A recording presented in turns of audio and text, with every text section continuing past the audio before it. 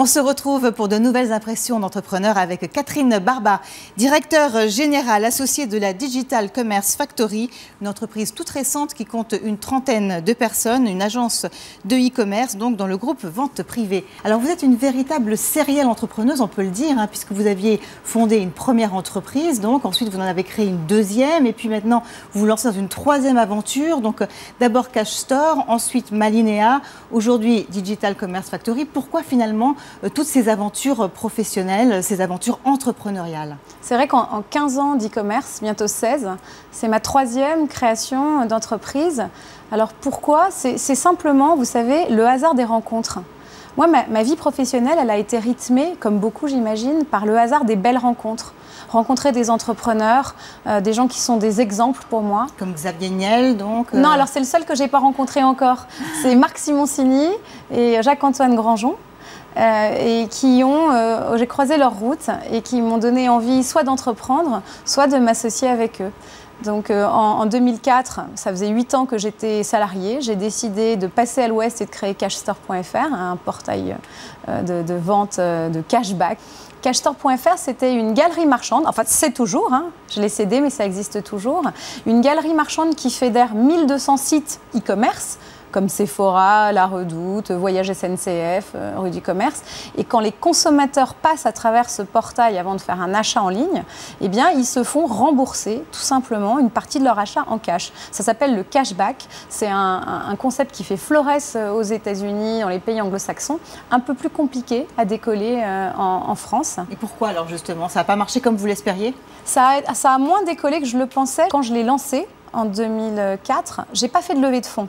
Et du coup, je pense que je me suis pas donné les moyens de faire connaître largement cette société. Alors si vous aviez un conseil justement à donner à des chefs d'entreprise, c'est ça, c'est n'hésitez pas à lever et puis soyez peut-être ambitieux. 200 000 euros, c'est trop petit, c'est pas assez. C'est ça. Si j'ai un conseil à donner à des entrepreneurs, c'est n'ayez pas peur d'aller demander beaucoup d'argent.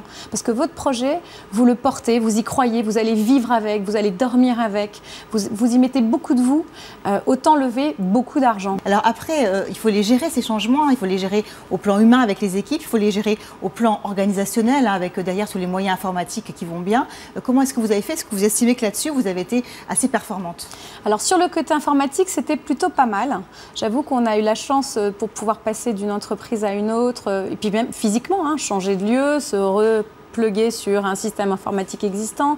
J'ai la chance de pouvoir utiliser une infrastructure assez performante. Donc le transfert de données s'est bien passé? Le transfert de données s'est bien passé. Les collaborateurs sont équipés de PC qui sont, ils peuvent travailler de chez eux quand il y a des problèmes. Donc sur cette partie-là, c'était pas un problème. Là où j'ai été beaucoup moins efficace, je le reconnais, c'est sur la communication interne pour accompagner en interne le changement. Pour dire à mes équipes, on va être vendu, vous allez être vendu, on va changer de contexte. Ça, vous n'avez pas su gérer? Alors sur Cashstore, nul, zéro. J'ai très mal fait, je l'ai mal géré. J'ai véhiculé des messages assez négatifs, ce qui fait que j'ai transmis de la peur au lieu de donner de la confiance. Les gens ont eu le sentiment que vous les laissiez tomber un peu. Voilà, que je les laissais tomber, que je faisais une bonne affaire et à leur détriment des équipes. Et ça m'a fait souffrir parce que c'est quelque chose qui faisait partie de ma vie aussi. Donc sur là, Malinéa, vous avez appris et maintenant vous avez fait mieux. C'est ça. Sur la deuxième étape, je l'ai beaucoup plus travaillé en amont. C'est un vrai sujet, ça. Comment est-ce que la greffe entre une petite et une grosse société peut prendre, ce qui est carrément pas naturel.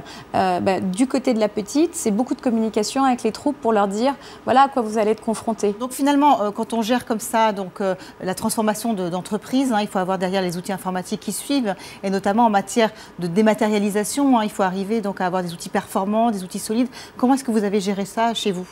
C'est un sujet très important parce qu'effectivement, le changement, ça ne doit pas être synonyme de rupture dans le quotidien de travail. Il faut que très vite, les collaborateurs puissent se remettre au travail.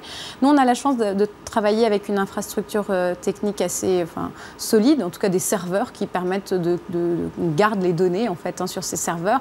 Et mes collaborateurs travaillent avec leur PC portable de chez eux, parfois, en télétravail.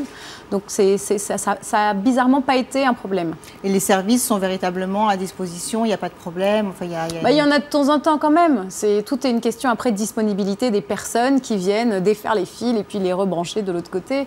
Mais globalement, si on a une infrastructure un peu solide en cloud, justement, ça simplifie les choses. Catherine Barba, merci beaucoup. On se retrouve très vite pour de nouvelles impressions d'entrepreneurs. En attendant, bien sûr, vous pouvez poser toutes vos questions donc sur tf1news.fr et lefigaro.fr. C'était Impression d'entrepreneur avec HP LaserJet.